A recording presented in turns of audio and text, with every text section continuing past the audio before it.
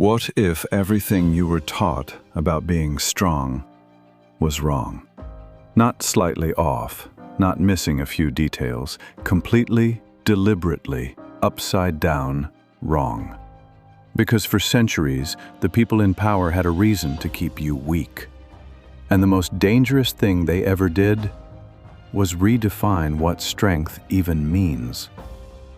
Stay with me, because by the end of this, you will never look at strength the same way again.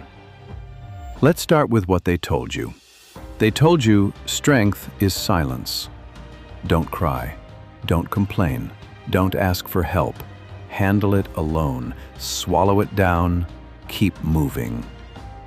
They told you strength is dominance, the loudest voice, the hardest fist, the most control, the person who never backs down, never bends, never breaks. They told you strength is performance. Look a certain way, lift a certain weight, project a certain image, make people believe you have it all together, even when you're falling apart inside. That is what they sold you. That is what you were handed.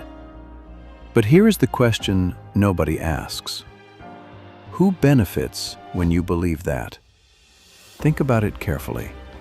If you believe asking for help is weakness, you stay isolated. Isolated people are easier to control. If you believe showing emotion is weakness, you bottle everything up until it destroys you from the inside. A person self-destructing doesn't challenge anything or anyone. If you believe strength is only physical, you neglect your mind, your spirit, your relationships, your emotional intelligence. And a person who is physically powerful but emotionally hollow is no threat to the systems that profit from your suffering. They didn't hide strength to protect you. They hid it to contain you. Now let's talk about what strength actually is. The real version, the one they buried. The first thing they hid is this. Strength is not the absence of pain. It is the decision to keep going through it. There is a difference between someone who feels nothing and someone who feels everything and chooses to move forward anyway. The person who feels nothing is not strong. They are numb. Numbness is not power. Numbness is shut down.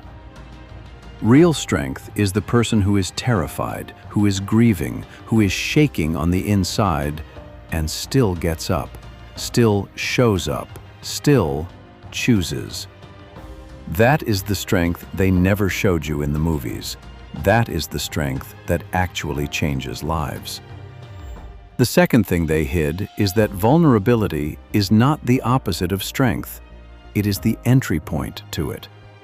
This one is hard for a lot of people to accept, because we were conditioned so deeply to associate openness with weakness. But think about the people in your life you actually trust. Not the ones who pretend to be perfect, the ones who tell you the truth, the ones who say, "I struggled with this. I don't have all the answers. I needed help, and I asked for it." Those people are magnetic, not because they are broken, but because they are real. Research in psychology backs this up. Dr. Brené Brown spent over 2 decades studying human connection and found that vulnerability, the willingness to show up and be seen when you cannot control the outcome, is the birthplace of courage, creativity, and meaningful relationships. Not weakness. The birthplace of courage. They hid that from you because a person who is genuinely connected to others, genuinely open, genuinely honest about their struggle, is far more powerful than someone putting on a performance of strength they don't actually feel.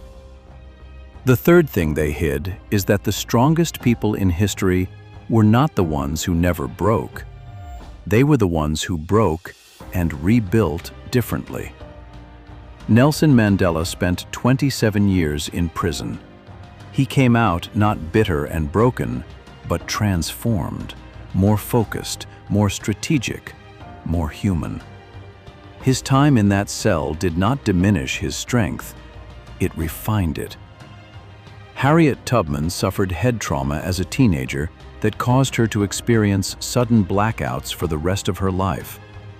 She led 13 missions to free enslaved people and never lost a single one. Her body was a battleground. Her spirit was undefeated. Frida Kahlo was in a near-fatal bus accident at 18 that shattered her spine, her collarbone, her ribs, her pelvis.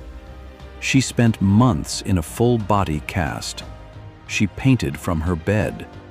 She became one of the most celebrated artists in human history. None of them were invincible. All of them were strong. The myth of the unbreakable person keeps you ashamed of every crack in your armor. But the truth is, the cracks are not the evidence of your weakness. They are the evidence of your survival. The fourth thing they hid is that strength is deeply relational. It is not built alone.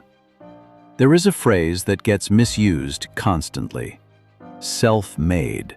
The self-made man, the self-made woman.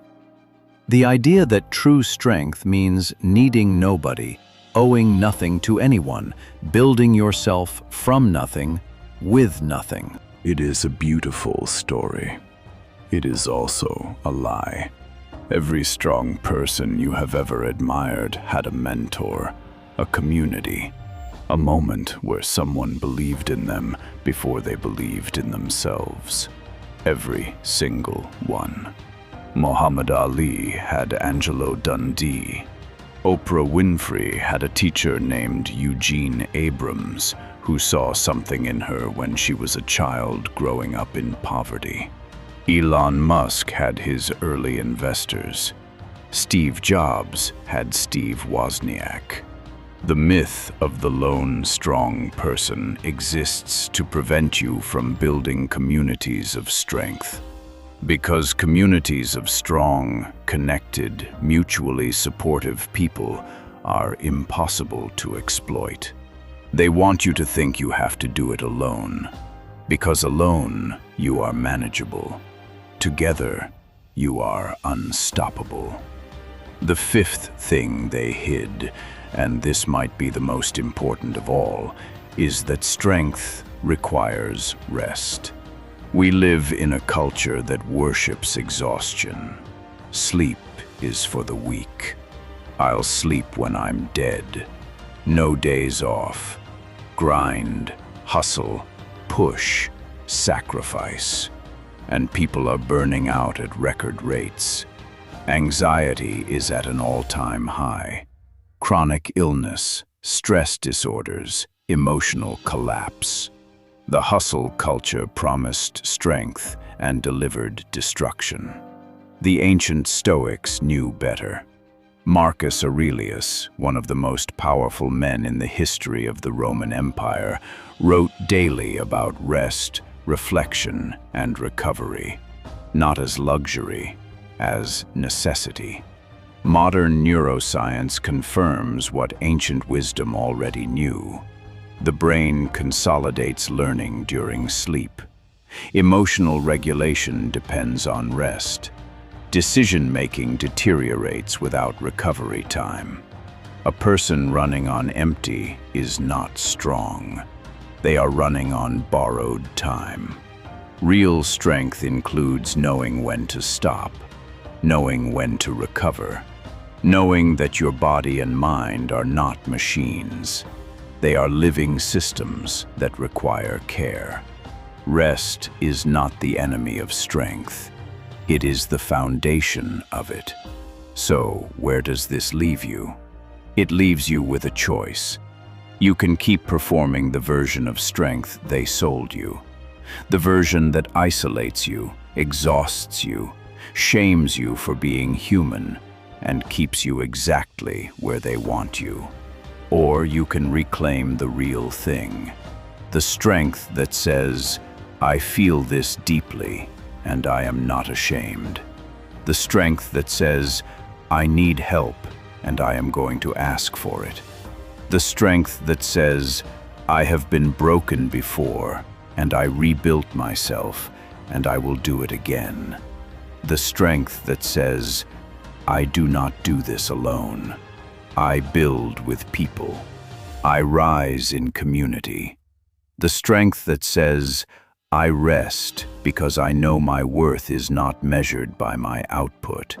That is the strength they hid from you, and now you have it back.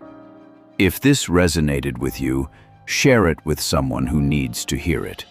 Because the most powerful thing you can do right now is make sure the people around you know the truth too. Real strength is available to you. It always was.